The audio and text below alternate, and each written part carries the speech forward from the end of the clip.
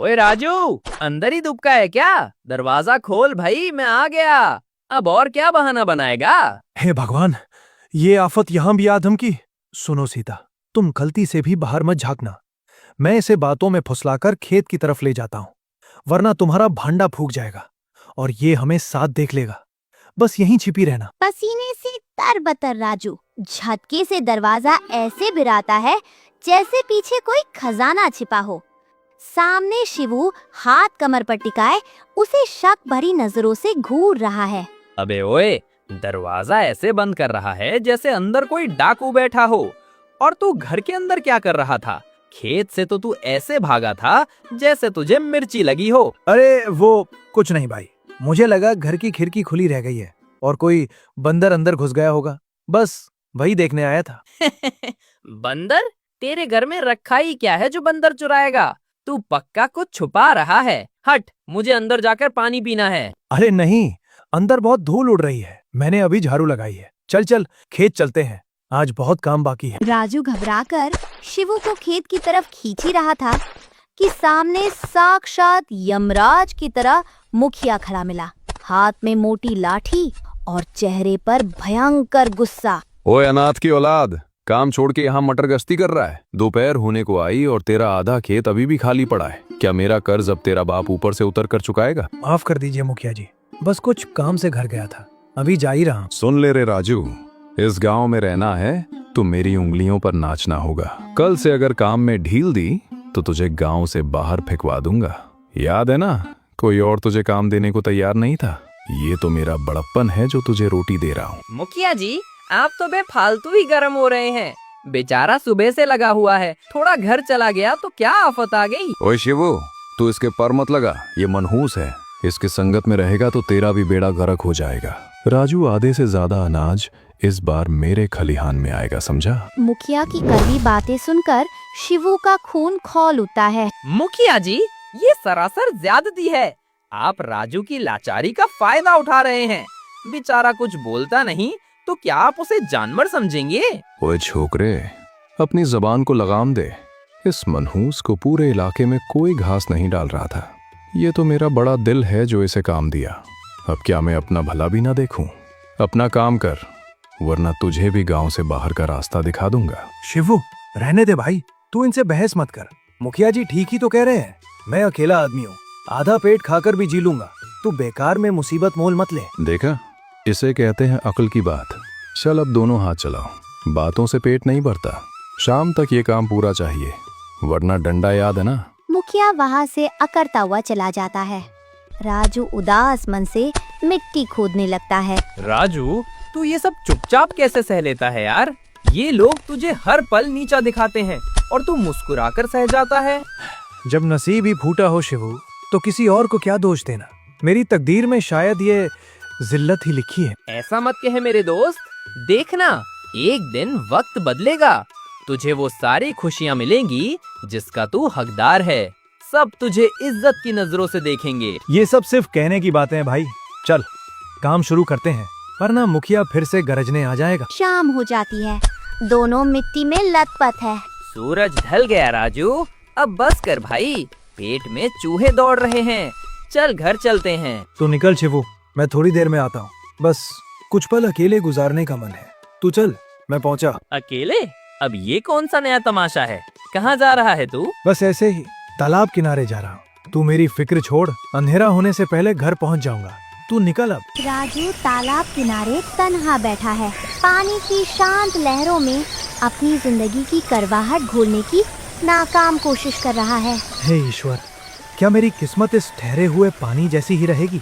मुखिया के ताने, ये गरीबी, क्या कभी कोई अपना होगा जो मुझे मनहूस नहीं कहेगा? क्या मेरा कोई वजूद नहीं? राजू, ओ राजू, कहाँ छिप कर बैठे हो? कब से तुम्हें ढूंढ रही हूँ। सन्नाटे को चीरती सीता की मखमली आवाज गूंजती है। राजू बिजली की तरह चौंकता है और पीछे मुड़कर देखता है। अकेले अकेले अंधेरे में क्या बड़बड़ा रहे हो? मैं तुम्हें कब से ढूंढ रही थी और तुम यहाँ पानी से बातें कर रहे हो। चलो अब घर चलो। तुम अभी तक यहाँ हो? मैंने सोचा था तुम अपने रास्ते निकल गई होगी। और यहाँ क्यों आई हो? क्यों? अब क्या इस तालाब पर तुम्हारा कब्जा है? देखो, चांद निकलने को है। क्या पूरी रात यहीं गुजारने का इरादा है? पता नहीं क्यों सीता, जब भी गांव वाले मुझे नीचा दिखाते हैं, मुझे इस तालाब के पास आकर बहुत सुकून मिलता है। ऐसा लगता है जैसे ये पानी मेरा दुख समझता है। तुम्हें इस तालाब से इतना लगाव क्यों है? क्या ये तुम्हें कुछ याद दिलाता है? याद तो कुछ नहीं, बस एक अजीब सा एहसास है। अच्छा ये छोड़ो, अब तो सच बता दो, तुम कौन हो, कहाँ से आई हो, उस दिन तालाब से कैसे निकली थी? राजू, ये तालाब सिर्फ पानी का कुंड नहीं है, इसके गहराई में एक जादुई दुनिया है, स्वर्गलोक। मैं वहीं से आई हूँ। वहाँ सब कुछ सुंदर है। तुम्हारी इस दुनिया की तरह जुल्म नहीं होता वहाँ। फिर वही जादुई बात है, मैं कैसे यकीन कर लूं? लोग मुझे पागल समझेंगे। एक दिन तुम्हें यकीन होगा जब तुम्हारा मन एकदम साफ होगा और तुम सच्चे दिल से इस पवित्र तालाब में डुबकी लगाओगे। तब तुम्हें मेरी दुनिया का रास्ता खुद दिखेगा। मुझे नहीं जाना कहीं, मैं यहीं ठीक हूँ। तुम जाओ, मुझे अकेला छोड़ दो। बिल्कुल नहीं। या तो तुम अभी मेरे साथ घर चलोगे, वरना मैं भी यहीं रात भर बैठकर तारे गिनूंगी। अब बताओ क्या करना है? बहुत अड़ियल हो तुम, जबरदस्ती पीछे ही पड़ गई हो। अब जैसी भी हूँ, इस गांव में तो अनजान हूँ ना, यहाँ किसी को नहीं जानती। तुम ही सबसे पहले मिले। अब बताओ, तुम्हें छोड़कर और कहाँ जाती? सीता की बातों से राजू के मन का बोझ हल्का हो जाता है। डूबते सूरज की लालिमा के बीच दोनों खामोशी से अपने घर की ओर बढ़ चलते हैं। घर की दहलीज पर कदम रखते ही सीता राजू के चेहरे पर छाई उदासी को भांप लेती है। उसकी खामोशी जैसे चीख चीख कर अपना दर्द बयां कर रही हो। राजू, तुमने अभी तक अपनी उदासी की वजह नहीं बताई। आखिर उस तालाब के किनारे बैठकर तुम क्या सोच रहे थे? किसी ने तुम्हारा दिल दुखाया है क्या? बस अपना अकेलापन ही मेरा सबसे बड़ा दुश्मन है सीता। ये रोज रोज की जिल्लत, लोगों की नफरत और अनाथ होने का ये बोझ अब मुझसे और सहा नहीं जाता। कभी कभी लगता है कि इस जिंदगी से तो मौत अच्छी है। खबरदार, ऐसी मनहूस बातें फिर कभी मत करना। मुश्किलें किसके पास नहीं होती, पर इसका मतलब ये तो नहीं कि इंसान जीना ही छोड़ दे। चलो अब ये सब छोड़ो, आज तुम्हारे लिए एक सरप्राइज है। सरप्राइज? अबे सूने घर में तुम कहाँ से सरप्राइज ले आई? कहाँ है, दिखाओ तो सही। आज मैंने बड़ी चाव से तुम्हारे लिए खाना बनाया है, देख लेना। एक बार मेरे हाथ का स्वाद चख लिया ना, तो सारी परेशानियां भूलकर बस मुस्कुराते ही रहोगे। बड़ी बड़ी बातें तो बहुत कर रही हो, अब जरा ये पकवान सामने भी लाओ। बातों से पेट नहीं भरता, और वैसे भी भूख के मारे अब पेट में चूहे कूद रहे हैं। सीता खाना लेकर आती है, पर राजू देखता है कि थाली सिर्फ एक ही है। ये क्या, सिर्फ एक थाली? तुम ही खाओगी? मैंने पहले ही खा लिया है, तुम शुरू करो। मुझसे झूठ मत बोलो सीता, मुझे पता है घर में अनाज कम था, इसलिए तुमने सिर्फ मेरे लायक ही बनाया है। आओ हम दोनों इसी थाली में साथ मिलकर खाते हैं। अरे नहीं राजू, तुम खाओ, मुझे सच में भूख नहीं है। अगर तुमने निवाला नहीं उठाया तो मैं भी अन्न को हाथ नहीं लगाऊंगा। अब बताओ क्या करना है? मजबूरन सीता बैठ जाती है और दोनों साथ में खाना खाने लगते हैं।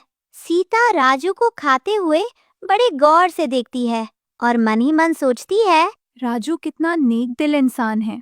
मैं इसके लिए एक अजनबी हूँ, फिर भी इसने मुझे सिर छुपाने की जगह दी और अब अपना निवाला भी मेरे साथ बांट रहा है। इसके मन में रत्ती भर भी स्वार्थ नहीं है।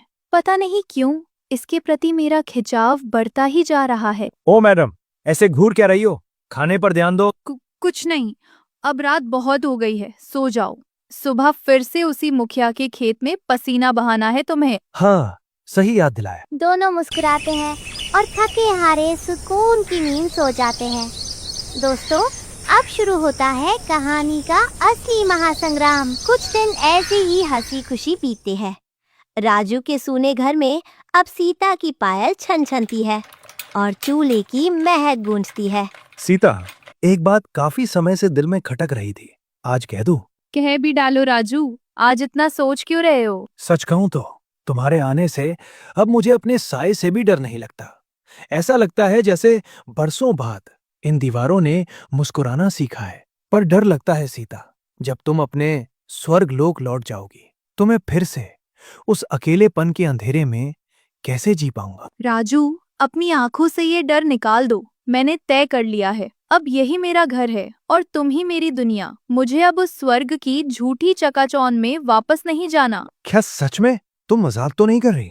सीता, तुमने तो आज मेरी डूबती हुई उम्मीदों को सहारा दे दिया। आज मैं बहुत ज्यादा खुश हूँ। इतनी भी क्या खुशी। चलो अब जल्दी खेत निकलो, वरना मुखिया फिर से चिल्लाने लगेगा। हाँ, जा रहा हूँ। पर सुनो, शाम को जब मैं लौटूंगा तो तुम्हारे लिए एक बहुत बड़ा सरप्राइज है। कुछ ऐसा जो तुमने सोचा भी नहीं होगा। अरे ये क्या बात हुई? अब अभी बताओ, शाम तक का इंतजार कौन करेगा? नहीं, थोड़ा सब्र तो करो, शाम को ही बताऊंगा। बस मेरा इंतजार करना। सीता का वादा सुनकर राजू का चेहरा खिल उठता है। वो बेफिक्र होकर गुनगुनाता हुआ खेतों की तरफ निकल पड़ता है। आज राजू के हाथ खेतों में काम नहीं कर रहे, बल्कि उसकी आंखें आने वाले कल के हसीन सपने बुन रही हैं। आज मैं सीता के लिए गांव की बड़ी दुकान से वो मोतियों की माला लाऊंगा। उसे आज बता ही दूंगा कि वो मेरे लिए क्या है। हे ईश्वर, आज पहली बार ये जिंदगी बोझ नहीं लग रही। शुक्रिया मेरा सोना घर बसाने के लिए। राजू हाथ में एक छोटा सा तोहफा लिए खुशी खुशी घर में दाखिल होता है। सीता, देखो मैं तुम्हारे लिए क्या लाया हूँ। जल्दी बाहर आओ, अब मुझसे और इंतजार नहीं होता। घर में सन्नाटा है। राजू हर कोना छान मारता है, पर सीता कहीं नहीं है। सीता, कहाँ चली गई तुम? क्या तुम बिना बताए अपने लोग लौट गई? पर तुमने तो वादा किया था। राजू भागता हुआ तालाब पर पहुंचता है। उसे एहसास होता है कि सीता किसी मुसीबत में है। हे ईश्वर, मुझे मेरा प्रेम वापस चाहिए। अगर सीता उस पार है तो मुझे भी वहाँ जाने का रास्ता दिखा। मैं उसके बिना नहीं जी सकता। राजू गहरी सांस लेता है और पवित्र तालाब के ठंडे पानी में छलांग लगा देता है। जब राजू की आंखें खुलती है तो वो खुद को एक अजनबी जगह पर पाता है। तभी उसे एक सिपाही मिलता है। कौन हो तुम और इस पवित्र लोक में तुम्हारी हिम्मत कैसे हुई आने की? मुझे सीता से मिलना है। वो कहाँ है? कौन सीता? कैसी सीता? ज्यादा सवाल मत कर, हमारे राजा के पास चल, वही तुझे तेरी सीता का पूरा पता बता देंगे। सिपाही राजू को एक विशाल महल के कमरे में ले जाता है, जहाँ रमेश खड़ा है। राजू को देखते ही रमेश के चेहरे पर एक शैतानी मुस्कान आती है। सीता कहाँ है और तुम कौन हो? मैं इस लोक का होने वाला राजा हूं और सीता मेरी मंगेतर। तुमने एक मामूली इंसान होकर हमारी राजकुमारी के बारे में सोचने की जुर्रत भी कैसे की? झूठ। सीता तुमसे कभी प्यार नहीं कर सकती। यकीन नहीं आता तो खुद उसी के मुंह से सुन लो। सीता, बाहर आओ। सीता कमरे से बाहर आती है। सीता, डरो मत। देखो मैं आ गया हूँ। जब तक मैं जिंदा हूँ तुम्हें कोई नुकसान नहीं पहुंचा पाएगा। राजू, तुम्हें यहाँ नहीं आना चाहिए था। वापस चले जाओ अपनी उस छोटी सी दुनिया में। ये तुम क्या कह रही हो? क्या तुम भूल नहीं वो वादा जो तुमने कल रात किया था? वो सब सिर्फ एक खेल था राजू। मैं तो बस अपनी जान बचाने के लिए तुम्हारे घर में छिपी थी। अब मैं अपने घर आ गई हूँ और बहुत जल्द रमेश से शादी करने वाली हूँ। तुम मेरे लिए कुछ भी नहीं हो। नहीं, ये तुम्हारी आवाज है, पर शब्द तुम्हारे नहीं है। ये इंसान तुम्हें धमका रहा है ना? अपनी हद में रहो। इससे पहले कि रमेश तुम्हें कोई सजा दे, यहाँ से दफा हो जाओ। मुझे अब तुम्हारी जरूरत नहीं है। राजू का दिल कांच की तरह बिखर चुका है। वो महल की घुटन से भागकर जंगल के सन्नाटे में एक पुराने पेड़ के नीचे जा बैठता है। चारों तरफ अजब सी खामोशी है। सूरज ढल चुका है और आसमान का गहरा नीला रंग राजू के जीवन में छाए अंधेरे की गवाही दे रहा है। सीता ने जो कहा, क्या वो सच था? क्या मैं वाकई उसके लिए सिर्फ एक खिलौना था? अब मैं यहाँ रहकर क्या करूँगा? पर यहाँ से बाहर निकलने का रास्ता भी तो नहीं पता। तभी पास के घने जंगल से कुछ डरावनी और रहस्यमय आवाजें आने लगती हैं। सन्नाटे को चीरती इन आवाजों ने राजू के रोंगटे खड़े कर दिए। बचाओ, कोई है जो हमें इस तांत्रिक के चंगुल से आजाद कर सके? कोई तो रोको इस अनहोनी को, वरना ये सब कुछ भस्म कर देगा।